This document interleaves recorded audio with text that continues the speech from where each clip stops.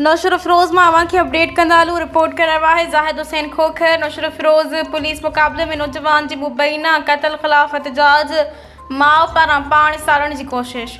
नौशर फिरोज़ वेझो ॻोठ हाजी साईं रखियो चांडियो जे रहवासियुनि पारां पुलिस मुक़ाबले में मारियल शाह मोहम्मद चांडियो जे क़त्ल ख़िलाफ़ नेशनल प्रेस क्लब अॻियां एहतजाजी मुज़ाहिरो कयो वियो, जंहिंजी अॻवाणी मक़तूल जे मां बीबी इस्लाम भाइर रिज़वान शोबान अताउल्ला ऐं सदाम चांडियो करे रहिया हुआ।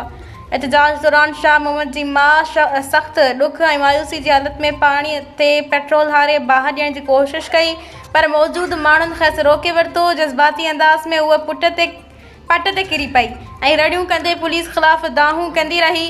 रिपोर्ट मुताबिक़ एहतजाज कंदड़नि जो इल्ज़ाम हो त पुलिस संदन भाउ खे घर मां कढियो ऐं पैसनि जी तक़ाज़ा कई।